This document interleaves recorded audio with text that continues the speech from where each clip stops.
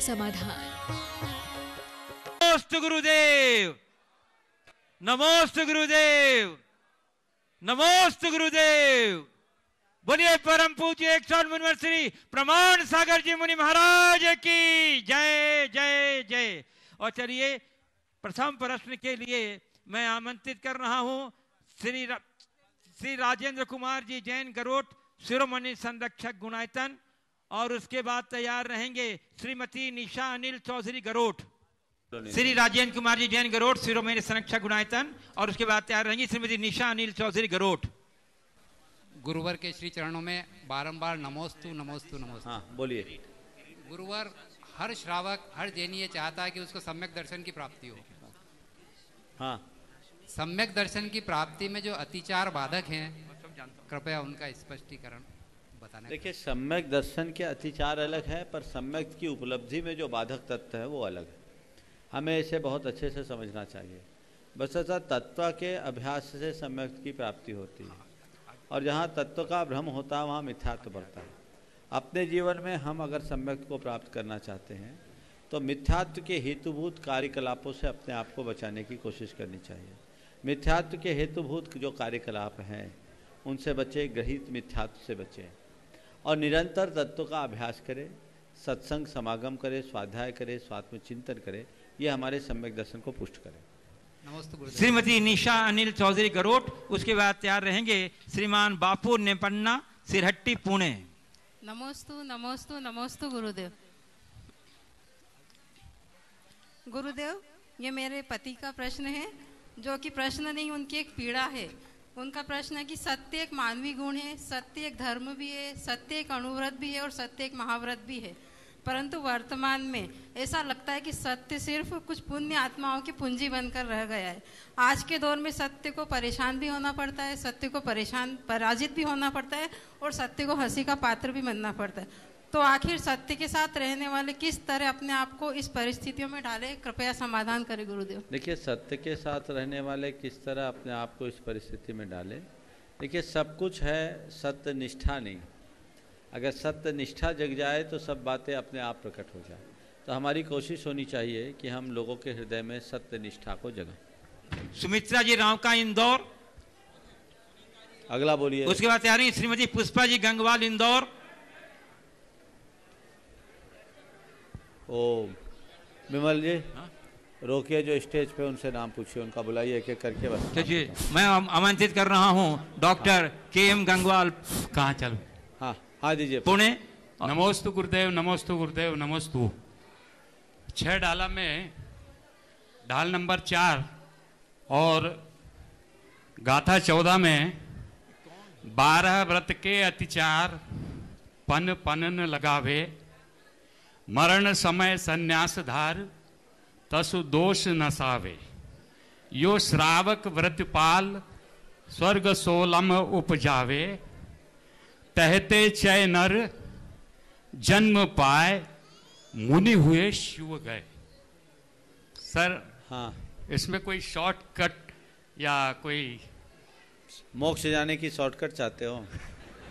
ये तो बहुत कठिन लगता है। शुरू नहीं करो तब तक कठिन है, कर लो तो बिल्कुल बिल्कुल सरल है। चलिए आगे। डॉक्टर KM गंगवाल, चंद्रकला जी गंगवाल, पुणे। हाँ बोलिए। परम उपकारी गुरुवर, नमोस्तु नमोस्तु। सिद्ध चक्र विधान भक्ति का अनुष्ठान है और अध्यात्म ध्यान की प्रक्रिया है। इन दोनों का आपस में क्या संबंध है? देखिए, सिद्ध चक्र विधान भक्ति का अनुष्ठान है और अध्यात्म ध्यान की प्रक्रिया। आपने पूछा भक्ति और ध्यान में आपस में क्या संबंध है। देखिए, ध्यान हमारी साधना की उत्तर भूमिका है और भक्ति उसका प्रारंभिक रूप। भक्ति साधना में हर किसी का मन लग जाता है, ध्यान में मन बड़ी मुश्किल से लगता है। भक्ति में आलम्बन है, ध्यान में नहीं। दोनों को अगर समझे तो ऐसा है, ध्यान करने का मतलब अपने बाहुओं से नदी को तैर कर पार उतरना, और भक्ति करने का मतलब है ट्यूब के सहारे इस पार से उस पार जाना। तो भक्ति वो ट्यूब है जिससे हम इस पार से उस पार चले जाते हैं। जिनके बाहुओं में बल नहीं वो नदियाँ नहीं तैर सकते हैं, जिन्हें तैरने का अनुभव नहीं वो नदियाँ नहीं तैर सकते हैं। जो तैराक है वही तैरते हैं। जो उच्च मनोबल के धनी हैं वे ही ध्यान में गहराई में डूब पाते हैं। जिनके पास वैसा नहीं है वो बीच में ही रह जाते हैं।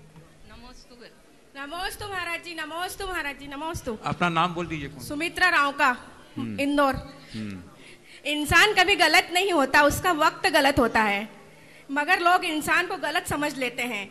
जैसे पतंग कभी कटती नहीं, कटता तो धागा है, फिर भी कहते हैं कि पतंग कट गई। तो अपने आप को सही कैसे साबित करें? देखिए, वक्त भी गलत नहीं होता, न वक्त अच्छा होता न बुरा होता है, उसको देखने का दृष्टिकोण अच्छा और बुरा होता है। अगर हम अपने दृष्टिकोण को ठीक कर ले तो ठीक होगा। हमारा दृष्टिकोण ही है जो कहता है पतंग कटी, कटा धागा है, लेकिन हमारा दृष्टिकोण हमारे संपूर्ण जीवन को व्यवस्थित करता है। हाँ। डॉक्टर के एम गंगवाल पुणे, और उसके बाद तैयार रहेंगे ताराचंद जी, प्रेमलता जी गंगवाल, शिरोमणि संरक्षक गुणायतन। प्रज्ञा श्रमण गुरुवर त्रिवार नमोस्तु। यह प्रसंग भगवान महावीर के जीवन काल का है। भगवान महावीर श्रावस्ती नगरी में पार्श्वनाथ परंपरा के चतुर्थ पट्टाधर आचार्य केशी कुमार से मिले थे। उस वक्त केशी कुमार ने उन्हें कई सवाल पूछे और यह सवालों के जवाब गौतम गंधर ने उन्हें दिए हैं। इसका विवरण उत्तरायण सूत्र जो श्वेतांबर परंपरा में दिवाली के वक्त बताया जाता है, जब मैं पढ़ता था तब 2-3 सवाल मुझे आए। उस वक्त एक बात केशी कुमार ने गौतम गंधर को पूछी, और वो पूछी थी कि कोई धर्म संकट आ जाए या कोई धर्म समस्या आ जाए तो प्रज्ञा से काम लेना चाहिए या श्रद्धा से काम लेना चाहिए। और उस वक्त गौतम गंधर ने सूत्र दिया है 23वें अध्याय का 25वां श्लोक, पन्ना समीख्ये धम्मम तट तट विनिश्चयम। तो गुरुदेव, मैं आपके चरणों में विनती करता हूं कि इसके बारे में यह सवाल हमें भी कई बार आता है, क्योंकि गौतम गंधर ने कहा है कि परंपरा से मत जाओ, अपनी प्रज्ञा से काम लो। तो ये प्रज्ञा से काम लेना क्या चीज है? पन्नाए संविख्ये धम्मम, इसका मतलब जब कभी भी आप धर्म को देखना चाहते हैं तो विवेक की आंखों से देखें। वस्तुतः श्रद्धा में केवल भावना का प्रवाह होता है और उसमें कई बार अतिरेक भी हो जाता है, लेकिन विवेक में कोई भावनात्मक प्रवाह नहीं होता, उसमें कोई अतिरेक नहीं होता।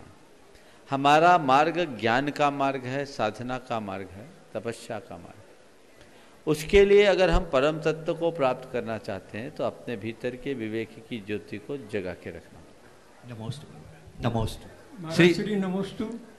मेरा प्रश्न ये है कि कोई भी व्यक्ति जब जीवन में पाप करता है या बुरे काम करता है तो निश्चित रूप से यदि उसमें थोड़ा सा भी सेंस है तो उसे पश्चाताप होगा, लेकिन कई बार ऐसा होता है कि अच्छे काम करने के बाद भी पश्चाताप होता है। कहीं दान दे करके आए हैं और ऐसा लगता है कुछ समय बाद क्यों दान दिया, कम दे देते, ऐसा क्यों होता है? महाराज श्री के दर्शन करने गए, जरा सा विकल्प गलत आ गया तो फिर ये मन में आता है क्यों गए महाराज के पास, फालतू पैसा खर्च किया। ये विचार क्यों आते हैं और इनको रोकने के क्या उपाय हैं? देखिए, हमारे मन के संस्कार ही कुछ ऐसे हैं। ऊपर चढ़ने का अभ्यास कम है, नीचे उतरने का ज़्यादा। और ये नीचे उतरने के अभ्यास के कारण मन में ऐसी मलिनता आ जाती है।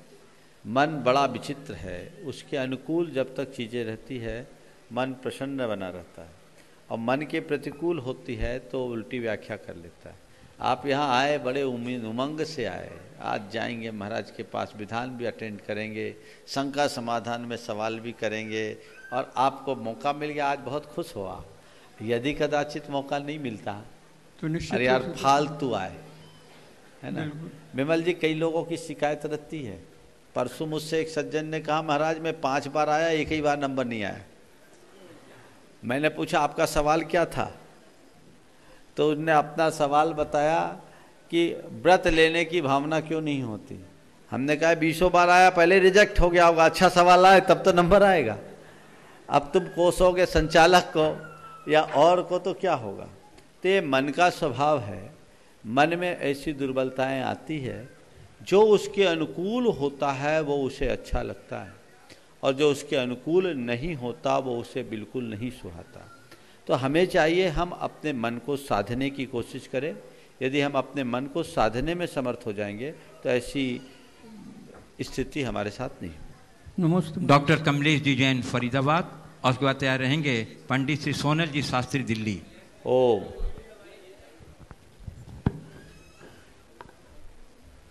नमोस्तु गुरुवर, नमोस्तु गुरुवर, नमोस्तु गुरुवर। गुरुवर, जब कभी कोई प्रतिकूल स्थिति आती है तो हमें विषाद होता है, और कोई अनुकूल स्थिति आती है तो हम हर्ष का अनुभव करते हैं। सम्यक के मार्ग पर चलने के लिए हमें स्थिरता, हमारे भावों में स्थिरता आना जरूरी है। साथ ही साथ हम ये भी समझ पाते हैं कि जब कोई अच्छा काम करता है तो हमारे मन में प्रतिभाव की अभिव्यक्ति होनी जरूरी है, प्रतिभाव की।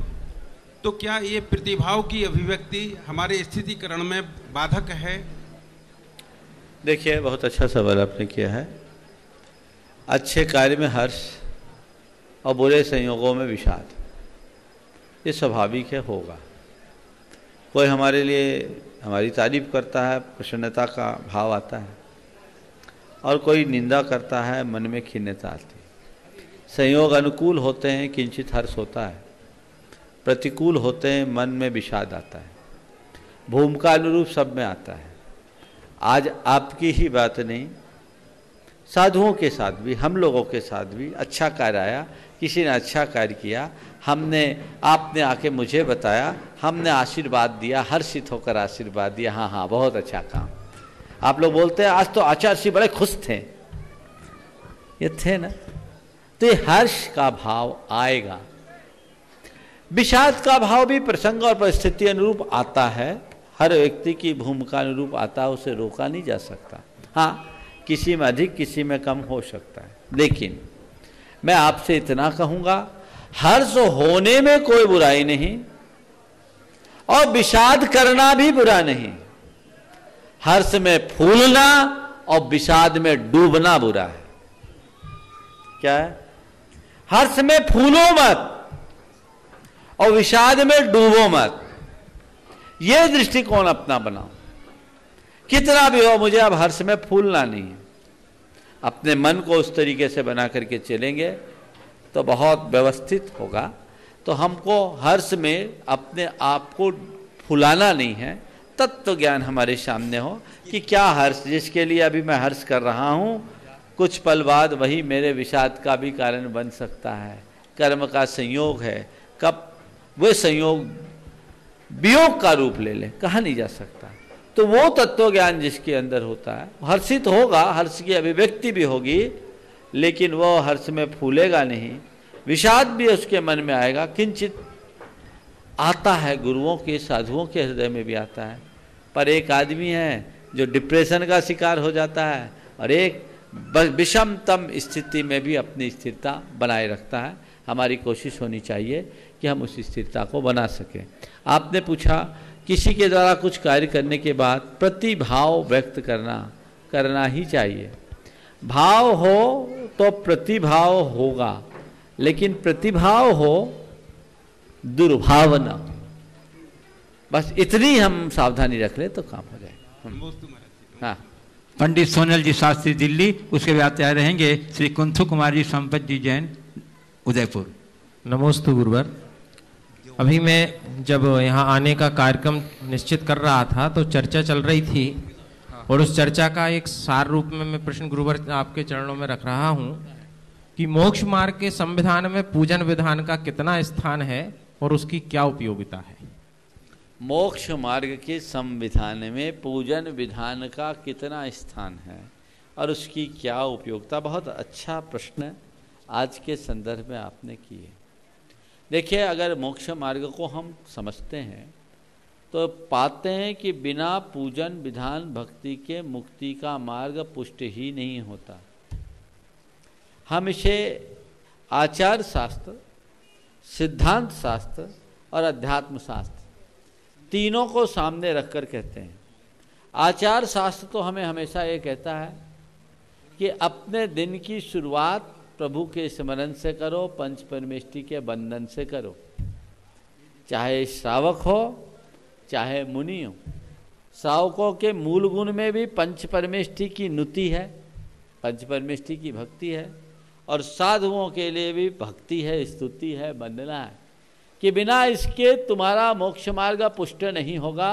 अपने दिन की शुरुआत ही इससे करो और इसी के विकास के रूप में आप गृहस्थों के लिए पूजा विधान के अनुष्ठान सुनिश्चित किए गए। सिद्धांत शास्त्र कहता है कर्म काटने का सबसे सरलतम उपाय तुम्हें चाहिए। मोक्ष मिलेगा कर्म काटने से, तो कर्म काटने का सबसे सस्ता उपाय कौन सा है? कहते भगवान की भक्ति। भगवान की भक्ति करने से भक्ति ये जिनवरानाम तम खीय दे जम्पुव संचियम कम्मम। जिनेन्द्र भगवान की भक्ति से पूर्व संचित कर्म नष्ट होते हैं, तो भक्ति करो। आचार्य वीरसेन महाराज से पूछा कि संसार की विच्छित्ति का कारण क्या है, तो उन्होंने लिखा द्वादशांगावगमः तत्तीव्र भक्ति केवली समुद्घात परिणामश्चेति संसार विच्छित्ते है कारणम।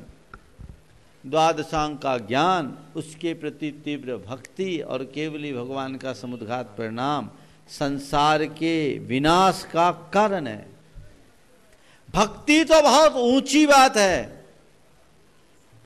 भगवान की वंदना में हाथ जोड़ने मात्र से कर्म करते हैं, उनके दर्शन मात्र से कर्म करते हैं, उनके नमस्कार मात्र से कर्म करते हैं, उनका नाम लेने मात्र से काम हमारे काम कट जाते हैं। तो नाम मंत्र मनीषम मनुजा स्मरंत सद्य स्वयं विगत बंध भया भवंती। तो ये हमारे सिद्धांत शास्त्रों का वचन है। जिनमिम दंसन बंदन नमनसने ही बहुकम पदेशान निज्जर उलंभा दो। निरत्य और निखाचित कर्म जो कहीं नहीं नष्ट होते, वे भी भगवान की पूजा भक्ति से नष्ट हो जाते हैं। ये सिद्धांत शास्त्रों का कथन है, इससे निर्जरा होती है। अब अध्यात्म शास्त्रों को ले तो अध्यात्म शास्त्र कहता है कि तुम्हें अपने मन को रमाना है, तो अपने मन को रमाने के लिए अशुभ से बचाओ। शुद्ध में तुम जाओ तो बहुत अच्छी बात है, शुद्ध में नहीं जाओ तो अशुभ से अपने आप को बचाओ। और अशुभ से बचने का एक ही आलंबन है शुभ, और शुभ में भगवान की भक्ति से अच्छा और कोई आलंबन नहीं। इसके माध्यम से ही हम अपने आप को आगे बढ़ा सकेंगे। और यही कारण है कि आचार्य कुंद ने ये कहा अर्हंते सुभक्ति सम्मतम। अरहंत भगवान के प्रति प्रकट की जाने वाली शुभ भक्ति सम्यक्त है। यह अध्यात्म शास्त्रों का वचन है। और किनका वचन? उन आचार्य कुंद का वचन है जो कहते राग मात्र हमारे लिए बंधन का कारण है। एक परमाणु बराबर राग को भी संसार का में बंधन का कारण निरूपित करने वाले आचार्य कुंद राग मूलक भक्ति को सम्यक्त कह रहे हैं कि भैया और कोई रास्ता भी नहीं है ऊपर उठने का। ऊपर उठने के लिए यही आलंबन है, इसी के बल पर आप आगे चल सकते हैं, दूसरा कोई रास्ता नहीं है। ये तो हुआ आचार शास्त्र, सिद्धांत शास्त्र और अध्यात्म शास्त्र की बात। अब थोड़ा मनोविज्ञान की भी बात कर लूँ, नहीं तो बात अधूरी, और 4 नहीं करूँ तो बात पूरी होती नहीं है मेरी, तो 4 तो ले लूँ। चौथी बात मनोविज्ञान की। मनोविज्ञान कहता है कि मनुष्य जब किसी उच्च आदर्श को अपने हृदय में स्थापित कर लेता है तो वही उसकी समस्त वृत्तियों और प्रवृत्तियों का नियंत्रक बन जाता है। अपनी मूलभूत वृत्तियों में परिष्कार लाने के लिए, उसमें निखार लाने के लिए हमें चाहिए कि हम अपने आप को किसी उच्च आदर्श के चरणों में समर्पित कर दे। ये पूजा विधान वही तो अनुष्ठान है। जब हम अपने आप को उनके चरणों में समर्पित करते हैं तो हमारे अंदर का जो भावनात्मक परिवर्तन शुरू हो जाता है, चित्त वृत्ति की नकारात्मकताएं नष्ट हो जाती है, हृदय अत्यंत विशुद्ध और पवित्र बनने लगता है। अपने भीतर की सकारात्मकता को बढ़ाना चाहते हो तो भगवान की भक्ति करो। कुछ लोग पूजा विधान आदि को कोरा कर्म कांड निरूपित करते हैं। उन्हें पता होना चाहिए कि पूजा विधान कोरा कर्म कांड नहीं, अपितु कर्म की सत्ता को उखाड़ने की प्रक्रिया है। अपने अंदर की नकारात्मकता को नष्ट करे। हमने एक चीज देखा कि शास्त्रों में लिखा है कि किसी को भी छायिक सम्यक दर्शन या केवल आपके तीर्थंकर प्रकृति का बंध केवली और शुद्ध केवली के पादमूल में ही होता है, अन्य को नहीं, और बिना छायिक सम्यक दर्शन के मोक्ष नहीं जाता। इसका मतलब क्या है? इसका मतलब कुल ये है कि मुक्ति यदि पाना चाहते हो तो अपने आप को किसी के चरणों में समर्पित करो। जब तक तुम अपने हृदय को किसी के चरणों में नहीं रखोगे या प्रभु के चरण अपने हृदय में नहीं रखोगे, तब तक मुक्ति की प्राप्ति असंभव है। इसलिए पूजा विधान हमारे आत्म कल्याण का आधार है, ऐसा समझना चाहिए। श्री कुंतु कुमार जी संपत जी जैन उदयपुर। उसके बाद तैयार रहेंगी श्राविका रत्न श्रीमती सुशीला जी पाटनी आर के मारवाल किशनगढ़। नमस्ते महाराज श्री। महाराज श्री एक, हाँ आ जाओ साथ में एक पूछेंगे। हाँ महाराज श्री, चर्चा पूजा की और इसकी चल रही है, थोड़ा मैं भी आपके सामने एक शंका रखा हूँ कि दर्शन मोहनी जो प्रकृति है वो सम्यक दर्शन को नहीं होने देती, और चारित्र मोहनी जो प्रकृति है वो चारित्र को प्रकट नहीं होने देती। पर प्रायः देखा जाता है कि दर्शन मोहनी के उद्देश्य से जो मिथ्यात्व होता है, और जैसे व्यक्ति बीमार पड़ गया, कुछ भी हो गया, तो हम उसको जाकर कहते हैं असाता का उदय है तेरे भाई, कर्म अच्छे नहीं है, तेरे को ऐसा हो गया, इस प्रकार का हो गया। उसको हम उस समय कर्म का उपदेश देते हैं, पुरुषार्थ का उपदेश नहीं देते हैं। पर जब ऐसा कहा जाता है चारित्र मोहवश लेसन संजम पे सुरनाथ जजे हैं, पर जो आगे नहीं बढ़ सक रहा है उसके लिए हम यह कभी नहीं कहते हैं भैया तेरे कर्म के विपाप का उदय है, तू तेरे परिणाम ऐसे नहीं बन रहे हैं, चारित्र मोहनी का उदय होगा। अपन उसको घृणा की दृष्टि से देखने का मन होता है सबको। देखो हम आगे बढ़ गए तो ये आगे नहीं बढ़ सक रहा है, पर चारित्र मोहनी भी कुछ महत्व रखता है नहीं या नहीं रखता, मेरे को ये शंका है। और एक सवैया 8 लाइनों का प्रस्तुत कर रहा हूं इसी का मैं। जैसे गजराज पड़ो कदम के कुंड बीच, महाराज श्री, जैसे गजराज पड़ो कदम के कुंड बीच, उद्यम आहूटे पेन छूटे दुख दंद सो, जैसे लोह कंटक की कोर सो उर जो मीन एचत असाताल है संद सो, जैसे महाताप सिर वाही सो गराशो नर, तके निज काज उठी सके न सुछंद सो, तेसे ज्ञानवंत सब जाने न बसाई कछु, बंद्यो फिरे पूरब करम फल फंद सो। बहुत सुंदर। देखिए आपका छंद तो अलग संदर्भ में है, सवाल अलग संदर्भ में है, और उसकी व्याख्या भी नहीं करूंगा, लेकिन आपने जो सवाल किया बहुत महत्व का है। हम लोगों के प्रति 2 तरह का नज़रिया रखते हैं। आपने कहा किसी के साथ कुछ अगर घटता है तो हम उसे समझाते हैं कि तेरे कर्म का उदय है, उसे सांत्वना देते हैं। लेकिन कोई चारित्र के क्षेत्र में आगे नहीं बढ़ता तो हम ये सोच करके संतुष्ट नहीं होते कि इसके कर्म का उदय है। देखिए, मन को समाधान देने के लिए हमें तत्व का ज्ञान देना चाहिए,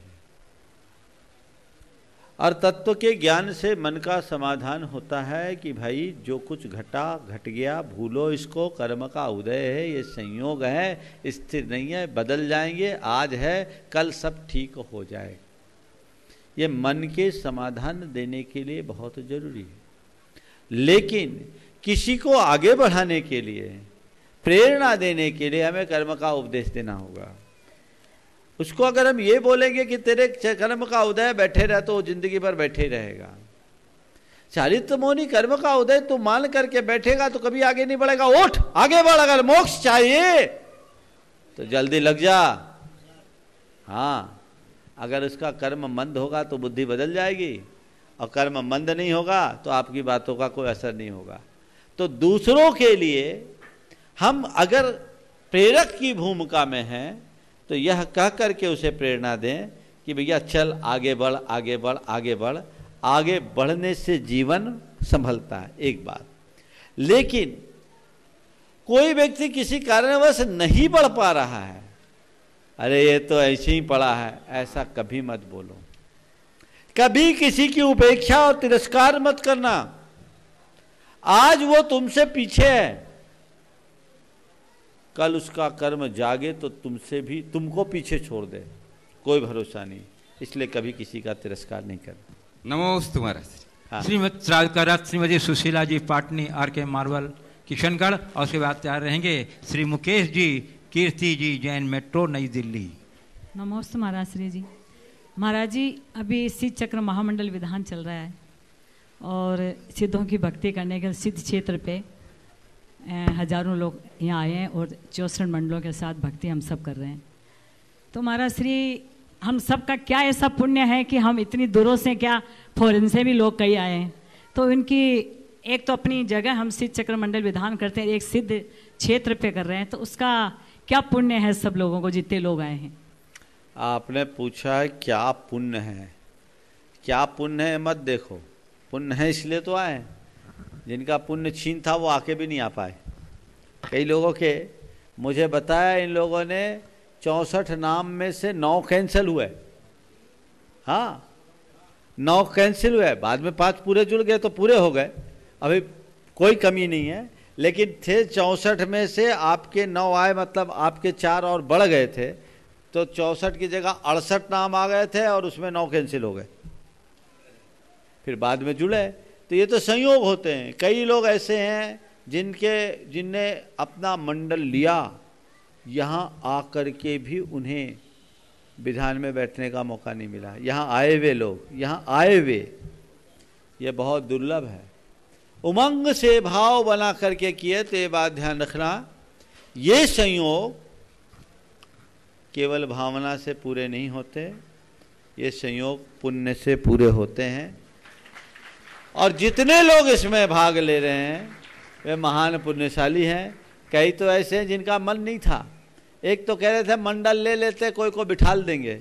आज मुकेश भाई आया, बोला महाराज आज देखे, हमने सोचा था, ये इंदौर वाले, तो वो बोले मंडल ले लेते, ये मुकेश नहीं हाँ, तो बोले मंडल ले लेते हैं, किसी को बिठाल देंगे। आज आया तो बोला महाराज अब तो जाने की इच्छा ही नहीं है, हम तो अब यहीं रहेंगे, ये पुण्य है। तो ये पुण्य जगाना है, तो ऐसा होता है।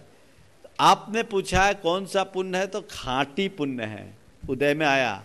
अब हमसे ये पूछो कौन सा पुण्य बांधे, कौन सा पुण्य बांधे, तो मैं तो आपसे यही कहूंगा, अगर पुण्य बांधने का भाव है तो इतना ही भाना और ऐसा ही पुण्य की इच्छा रखना कि हे प्रभु इतना पुण्य जगा कि आज सिद्ध चक्र विधान में आए, ऐसा पुण्य जगे और ऐसी पात्रता जगे कि सिद्ध चक्र में समा जाए और काल चक्र से मुक्त हो जाए। बस यही भावना रखें। महाराज जी, मैना सुंदरी, सती मैना सुंदरी ने भी कैसी क्षेत्र पे विधान करके अपने कुष्ठ रोग 700 का खत्म किया था।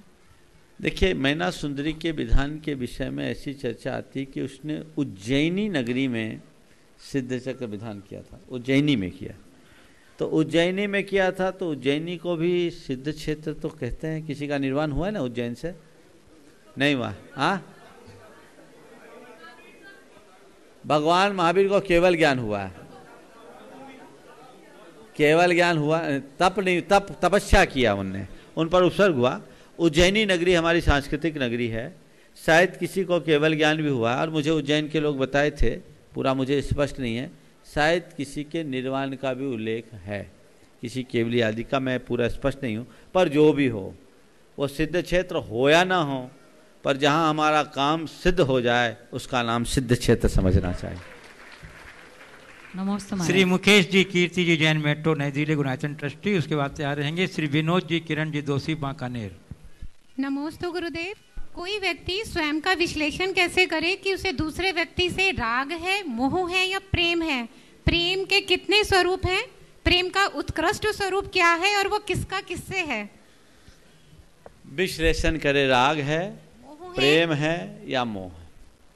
देखिए, सीधी सीधी बात है, राग, प्रेम और मोह, इनको बड़े आसानी से जाना जाए। किसी के प्रति झुकाव होना राग है, किसी के बिछुओं में पागल होना मोह है, और किसी के प्रति झुकाव होते हुए भी अपना विवेक बनाए रखना प्रेम है। समझ गए?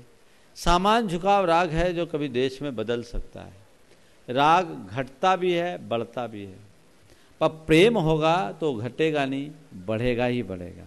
ये राग और प्रेम का अंतर है। और मोह दुखी देखा। हम किसी के प्रेमी हों, दूर रहेंगे तो भी हमारा मन उससे जुड़ा रहेगा, पर हम किसी के मोही होंगे तो उसके हाथ पकड़ना शुरू कर देंगे, तुम कहाँ चले, लोग उसे पकड़ लें। कितने स्वरूप हैं प्रेम के और उत्कृष्ट स्वरूप क्या है? देखिए, प्रेम का स्वरूप तो एक प्रेम है जो दुनिया में बड़ा बदनाम हो गया है, और एक प्रेम है जो अंदर का प्रेम है, जो सात्विक प्रेम है।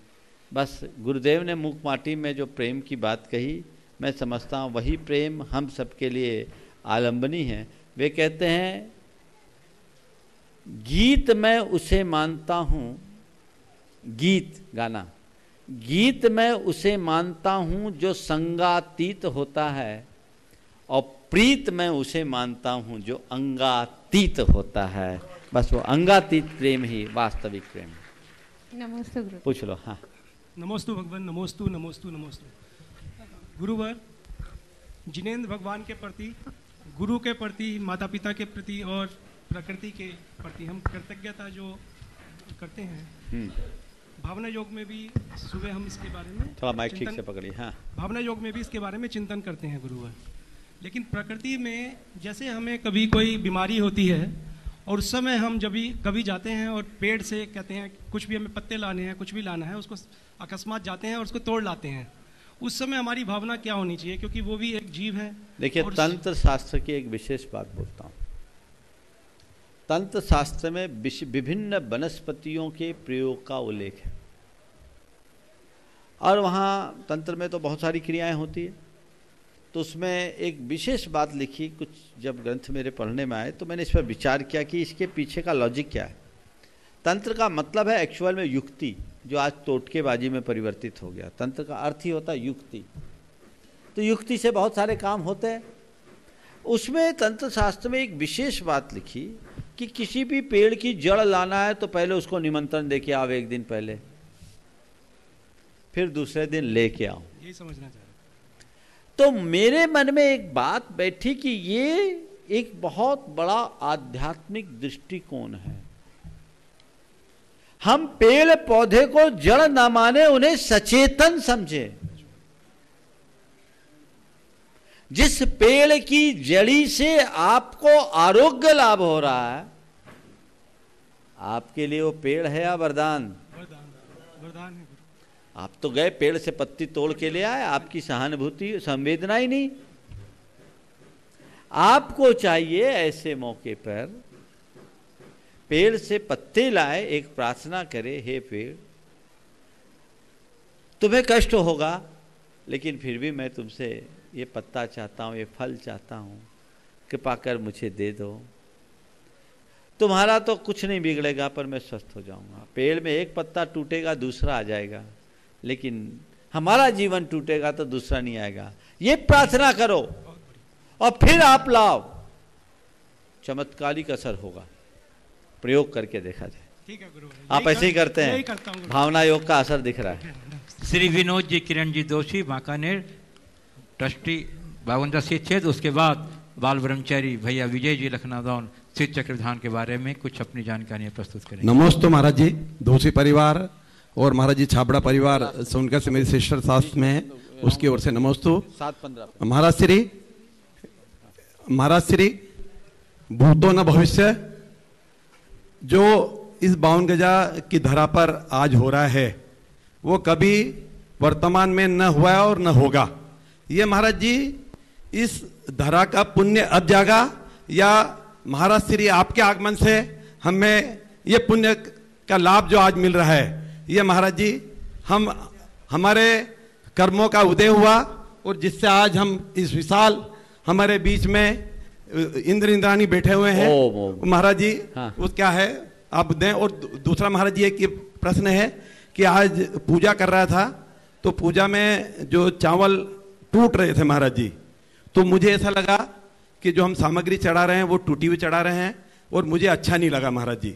तो महाराज जी इसमें जो हम द्रव्य चढ़ा रहे हैं वो टूटना चाहिए या अच्छा अर्घ्य चढ़ाएं? देखिए, सबसे पहले तो आपने पूछा धरा का पुण्य जगह, धरा तो जड़ है, इसका पुण्य क्या होगा? धरावासियों का पुण्य जगह है और उसके परिणाम स्वरूप ऐसा हो गया। आपने कहा भूतो न भविष्यति, भूतो न की बात तो ठीक है, ना भविष्यति ठीक नहीं है, ना भविष्यति नहीं होना चाहिए। हमें तो ये भावना भानी चाहिए कि हर वर्ष के हर अष्टानिक में ऐसा ही आयोजन हो। हाँ, पर प्रमाण सागर जी, विराट सागर जी के सानिध्य में नहीं हो, हर किसी के सानिध्य में हो, गुरुदेव के सानिध्य में हो। एक भावना भाव कि इस सिद्ध चक्र विधान में ये 64 मंडल अभी हम 2 मुनियों के सानिध्य में हुआ है। कभी वो घड़ी आए जो गुरुदेव के साक्षात सानिध्य में ये मंडल विधान हो। जयकारा गुरुदेव का। एक बात जो आपने पूजन के द्रव्य के विषय में की है, एक बहुत बड़ी जानकारी आप सबको होनी चाहिए।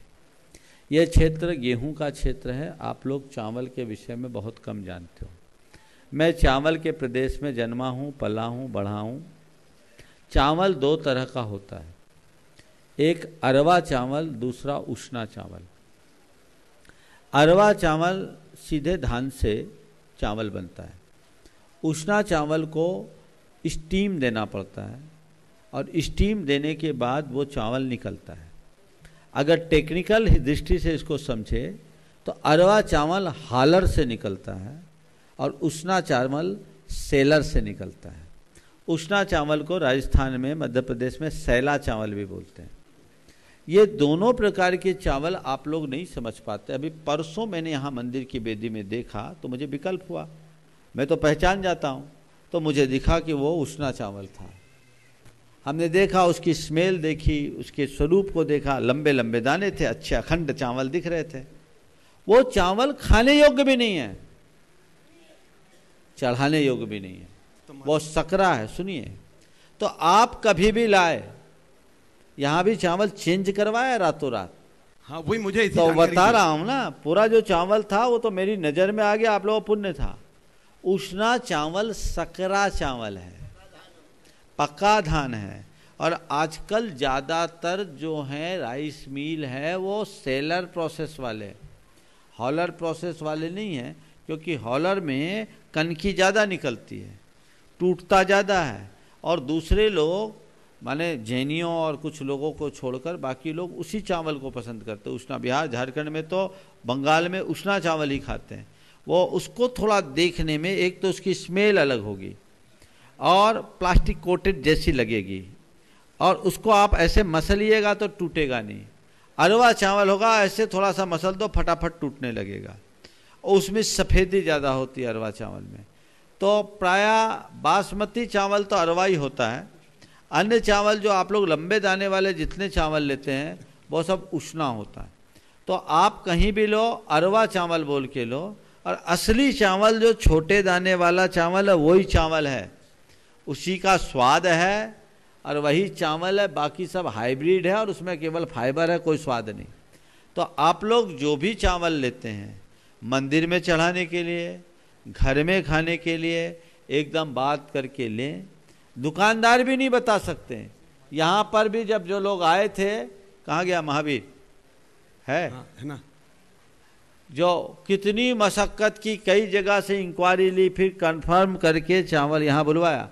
हम बोले ये चावल तो यहाँ चलेगा नहीं, और टेंशन था उनको 2 दिन में कैसे करें, पर ये भगवान का प्रताप था कि आ गया, मुझे ला के दिखाया। अब जो चावल है बिल्कुल आए तो अखंडित है, पर उसको थोड़ा धोएंगे तो तुरंत जल्दी टूटेगा, क्योंकि वो उस कड़क नहीं होता, प्लास्टिक कोटेड नहीं होता। माने वो प्लास्टिक कोट जैसा लगता है, प्लास्टिक कोटिंग होती नहीं। धान को उबाल लेते हैं, तो चावल को जब बॉयलर में उबालने के बाद उसको सुखाया जाता है तो उसमें कड़ापन आ जाता है। तो ये एकदम विवेक पूरे देश भर के लोगों को मैं कहूँगा कि आप मंदिर में जब भी चढ़ाएं, अरवा चावल ही चढ़ाएं, उष्णा नहीं। इसी प्रकार पोहा, पोहा जिसे चूड़ा भी बोलते हैं, अरवा भी बनता है, उष्णा भी बनता है। उष्णा जो पोहा है वो खाने योग्य नहीं है, उसमें लट्टे बहुत पड़ जाती है, वो थोड़ा बारीक भी होता है।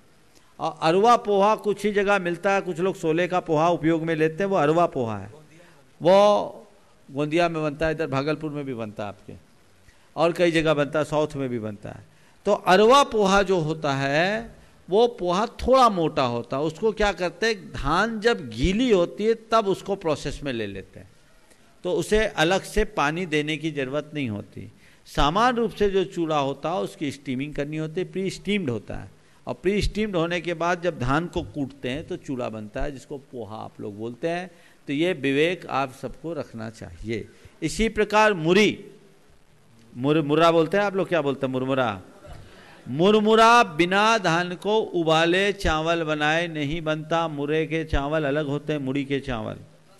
और आजकल वो प्रायः साधुओं के लिए लोग भी सोले की मुड़ी बोलकर चलाने लगे हैं, वो खाने योग्य नहीं है। हाँ, उसके लिए भी अगर वैसे ही धान को लिया जाए, गीले धान को, जो प्रायः नहीं होता, मुड़ी का चावल अलग बनता है। इसलिए इस बात को ध्यान में रखना चाहिए, व्रती लोगों के खाने योग मुड़ी नहीं है। बहुत चलता है, सब तरफ चलता है, सब लोग खाते हैं। तो मुरमुरा, मुरी, जो भी आप लोग बोलते हैं, हाँ, उसको आप अरवा मुरी मिले तो लीजिए, नहीं तो मत लीजिए। और उसको बनाने का तरीका है सीधा सीधा, आप अपना भात बनाते हैं ना, उसको तवा पर रख दो, मुरी बन जाएगा और आप उसको खा सकते हैं। हाँ हाँ, ब्राउन राइस देखिए, ब्राउन राइस भी दोनों प्रोसेस से बनते हैं, अरवा भी बनता है, उसना भी बनता है। महाराज चलिए, बादाम भी जो छोटी बादाम आती है महाराज जी, हम समझते हैं कि छोटी बादाम नहीं चढ़ा, हम बड़ी चढ़ाते हैं महाराज जी। देख के तो महाराज जी अभी पिछली बार हम बड़ी बादाम देख लाए एकदम सफेद बाजार से, और महाराज जी हमने उसको थाली में रखा, स्टील की थाली में, पता नहीं चला चांदी की थाली में रखा, तो महाराज जी उसमें पूरे चांदी की थाली काली पड़ गई महाराज जी, वो एसिड से धोई बादाम थी महाराज। अब ये तो अपना विवेक रखना ही पड़ेगा। बहुत अच्छा, चलिए आगे। चलिए, श्रीमती चंद्रकला जी पाटनी रांची, और उसके बाद तैयार रहेंगे हमारे भैया जी विजय जी लखनऊ दौन। नमोस्तु महाराज श्री। जल्दी। नमोस्तु महाराज। महाराज श्री, मोक्ष मार्ग, मोक्ष पुरुषार्थ क्या निर्ग्रंथ बनने के बाद ही शुरू होता है? तब तो फिर स्त्री का मोक्ष पुरुषार्थ तो होता ही नहीं होगा। हाँ? मोक्ष पुरुषार्थ क्या निर्ग्रंथ बनने के बाद ही शुरू होता है?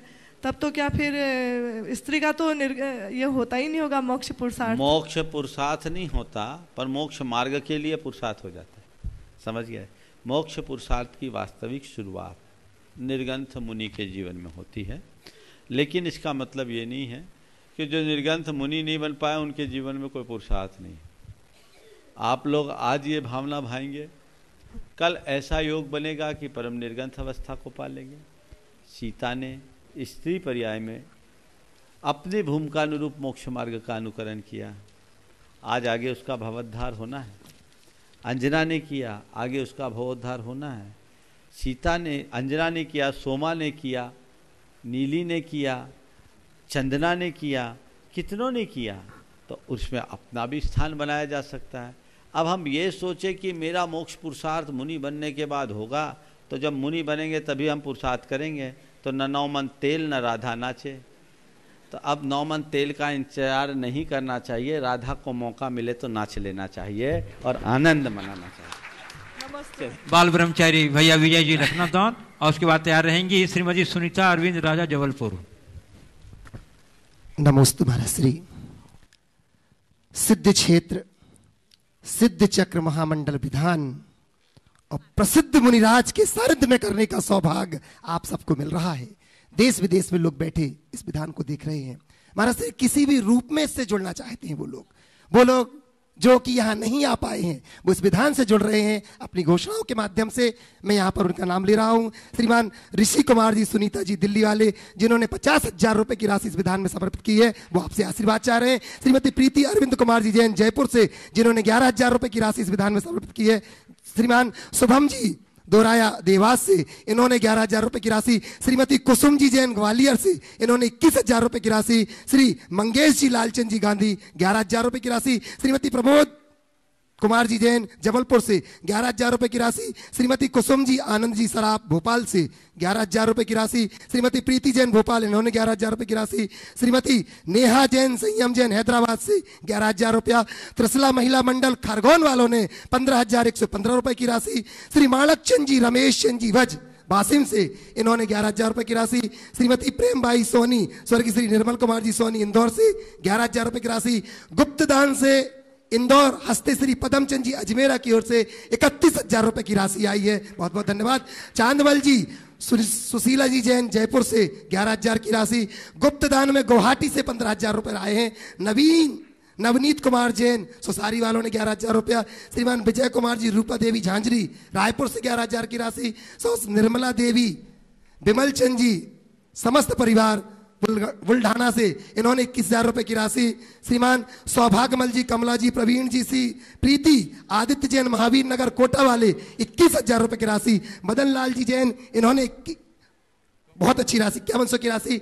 श्री नरेंद्र कुमार जी पाटनी एवं पाटनी परिवार की ओर से 11,000 रुपए की राशि इन्होंने समर्पित की है। और भी जिसकी भावना हो रही हो, जो इस विधान में नहीं भी आ पाए हैं, कम से वो कम करे करावे, अनुमोदना तो कर दो, करे करावे, भावना भावे किसी भी रूप में। पारस चैनल, जिनवाणी चैनल और प्रामाणिक ऐप के माध्यम से जो नंबर आप तक पहुंच रहे हैं, आप अपनी घोषणा यहां पहुंचा सकते हैं। 11,000 तक की आपकी घोषणा होगी तो मंच से घोषित किया जाएगा। महाराज जी, एक बात आज आपसे कहना चाहूंगा। आज 13 मार्च का दिन है। ये वही दिन है जब अब से पूर्व अष्टमी का ही दिन था। सागर में जन्मा पूज मुनिवर श्री क्षमा सागर जी महाराज, जो हमेशा जब तक रहे मसाल बन करके रहे, वो मसाल जो आज मिसाल बन गई है। बहुत कम दिन रहे, आज उनका समाधि दिवस है महाराज श्री, उनके लिए मैं चाहूंगा। और इसी क्रम में आज एक घटना और घटी कि आपके ही अनुज मुनिवर श्री विराट सागर जी महाराज कि उस देह को जिसने जन्म दिया था, वो मातश्री ने आज अपनी देह का त्याग किया है। वो पूरे परिवार जन है, आपसे आशीष चाह रहे हैं, आप उन्हें सांत्वना दीजिएगा। देखिए, 2 बातें आज आपने रखी। क्षमा सागर जी महाराज, आपने बहुत अच्छी बात की, मसाल बनकर जिए और हम सब के लिए मिसाल बने गए। वे आज हमारे बीच नहीं हैं, पर उनके आदर्श हम सब के बीच हैं। हम सब उनके गुणों को याद करें और उनके प्रति अपनी विनयाजलि अर्पित करें। दूसरी घटना जो आपने अभी प्रकट की, आज मुझे सुबह यहाँ से जाने के बाद मालूम पड़ा, आहारचर्या के उपरांत मालूम पड़ा कि हेमलता जी जो महाराज श्री की जन्मदात्री, भौतिक जन्मदात्री थी, पिछले कुछ माहों से बहुत गंभीर रूप से बीमार थी, लेकिन आज उनकी आयु पूरी हो गई। अब देखिए, आना जाना तो सबको लगा ही रहता है। प्रसन्नता चले गई ये तो कोई रोक नहीं सकता, लेकिन इसमें अच्छी बात ये है कि धर्म ध्यान के साथ जाना हुआ। ये अपने आप में बहुत दुर्लभ होता है। लोग बहुत जन्म लेते हैं, जाते हैं, कितनी माताएं जन्म लेती है और मरती है, लेकिन जो माता किसी संत को जन्म दे करके जाती है वो अमर हो जाती है। वो आज हमारे बीच से चले गई, लेकिन उनका समाज में एक वंदनीय स्थान है और उन्होंने एक मुनि को जन्म दिया जो लोक में बहुत दुर्लभ है। तो उन्होंने तो अपने जीवन को कृतार्थ कर लिया, उनकी कोख कृतार्थ हुई। हम उनके प्रति जितने भी लोग हैं अपनी सद्भावना रखें। इस सभा में और दूसरी बात तो नहीं कर सकते, लेकिन इन सब घटनाओं को अपने जीवन के वैराग्य का निमित्त बनाएं, उससे प्रेरणा लें, जीवन की नश्वरता को समझें। कब किसके साथ क्या घटना घट जाए कोई भरोसा नहीं। इससे पहले कि हमारा समय शेष हो, जो विशेष है उसे हम पूरी कर लें। सवाल के लिए खड़े हो उससे पहले कल के विधान के विषय में आज मुझे जैसी जानकारी मिली, देश भर में अभी तो मैंने बोला था 100 जगह, लेकिन सैकड़ों जगह लोग स्क्रीन लगा करके, इंदौर में भी कुछ मंदिरों में लगाए हैं, दिल्ली में भी लगाए हैं, ऐसी जानकारी मुझे मिल रही है। वो इस विधान में सम्मिलित हो रहे हैं। तो हमें विधान के संचालन करने में टाइम टेबल का पूरा ध्यान रखना है। कल से पूजन आदि होंगे, कल प्रवचन होगा और प्रवचन के बाद आप 9:45 से विधान प्रारंभ कर दीजिएगा। सिद्ध भक्ति 9:45 पर कल प्रारंभ हो जाएगी और लगभग कल 11 बजे तक विधान संपन्न हो जाएगा। ये प्रयास आप सबको करना है। समयबद्ध तरीके से हम कार्यक्रम करेंगे तो सबको बड़ा आनंद आएगा। जो लोग भी इसका लाभ ले रहे हैं वो लो, और ज़रूर जो लोग अपने मंदिरों में इस तरह का लाभ ले रहे हैं वो सूचनाएं दें, ताकि मंच से उनके इस कार्य की अनुमोदना हो सके। यहाँ विभिन्न माध्यमों से दे और रोज़ इस कार्यक्रम या सुबह के कार्यक्रम में भी समय समय पर उसकी घोषणाएं की जा सके। बोलिए। श्रीमती सुनीता अरविंद राजा जबलपुर, उसके बाद तैयार हैं ब्रह्मचारी अंकित जी भैया धनाइता। नमोस्तु महाराज जी, नमोस्तु। महाराज जी, इस भोग विलासिता की जिंदगी में इतने अशुभ अशुभ परिणाम होते रहते हैं, उस समय परिवार में रहते हुए अपने विकल्पों को किस तरह से समाधान किया जाए? अशुभ परिणाम होते समय अपने विकल्पों को कैसे शांत किया जाए? सबसे पहला, जब भी अशुभ परिणाम आने लगे, ज़्यादा अशुभ परिणाम आए, तो उस घड़ी में आप कुछ मत करो, या तो कोई शुभ आलम्बन ले लो, स्वाध्याय करो, प्रवचन सुनो, या निकट में गुरुजन है तो उनके संपर्क ले लो, या किसी से कुछ तत्व का संबोधन ले लो, हमारे परिणाम शांत हो जाएंगे। ब्रह्मचारी अंकित जी जैन धनेटा। पूज मुनिवर्सिटी के चरणों में बारंबार नमोस्तु नमोस्तु नमोस्तु।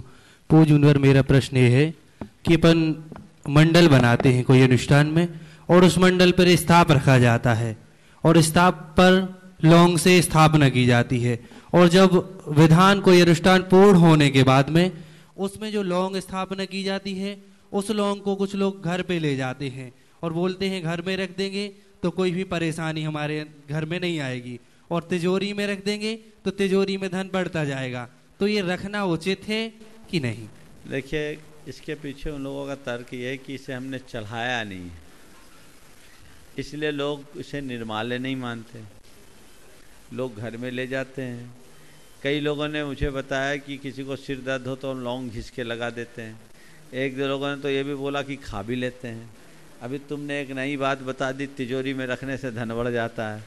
अब पता नहीं प्रैक्टिकली क्या है, बोलते हैं, लेकिन मेरा तो मंत्रित लौंग का प्रयोग करना अलग है, स्थापना में किए जाने वाले लौंग का प्रयोग करना अलग है।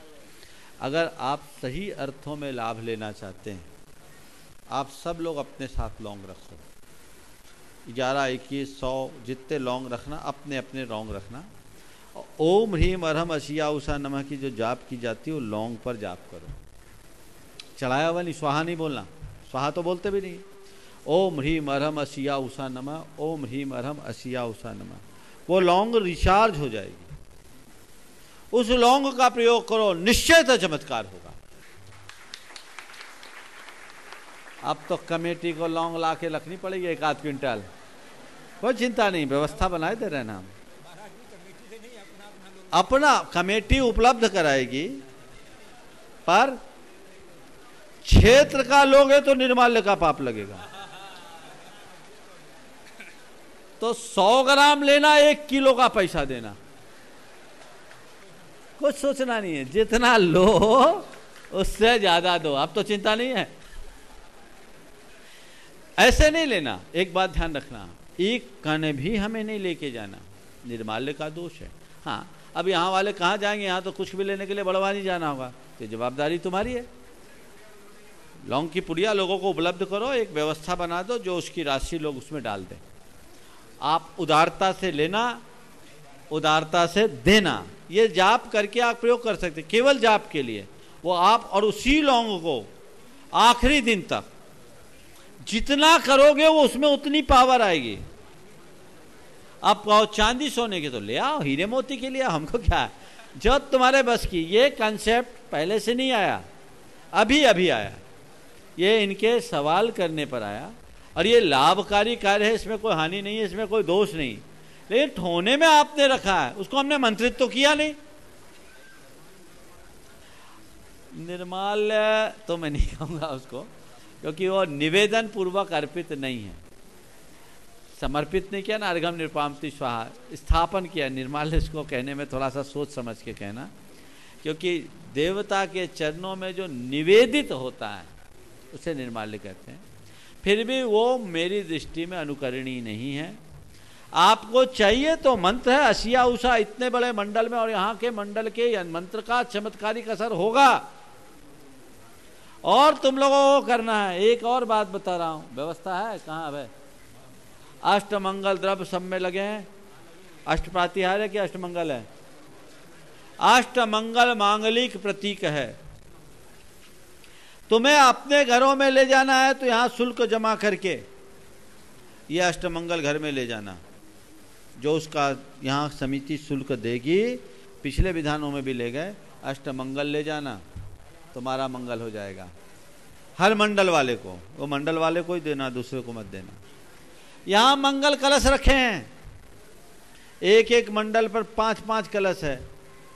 एक कलश तो मंडल वाले को दिया जाएगा, 4 कलश तुम ले जाओ, जिसको जिसको ले जाना है वो तुम्हारे घर में मंगल करेगा। अभिमंत्रित मंगल कलश है, ये ले जाओ।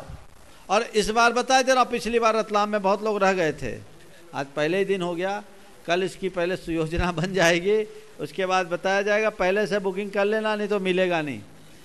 और आप इस विधान के बाद किसी को गिफ्ट देना चाहो तो यही कलश गिफ्ट दे देना कि हम विधान करके आए भैया, ये किस कलश तुम हमारी तरफ से ले लो, उसके घर में हमेशा मंगल होगा और दुआएं तुम्हें मिलते रहेगी। ये प्रयास आप सबको करना है। तो ये एक उत्तम कार्य है, उसी के अनुरूप अपनी व्यवस्थाएं देनी चाहिए। इस प्रकार आज के सत्र को परम पूज्य गुरुदेव के चरणों में नमन अर्पित करते हुए यहीं पर विराम दे रहा हूँ। बोलिए परम पूज्य आचार्य गुरुवर श्री विद्यासागर जी महाराज। बोलिए परम पूज्य मुनि श्री प्रमाण सागर जी मुनि महाराज की जय जय जय।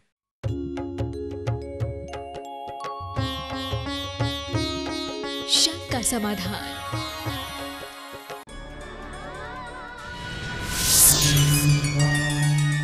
सपने कौन नहीं देखता, खुली आंखों से देखे गए सपनों की खातिर कड़ी मेहनत कौन नहीं करता।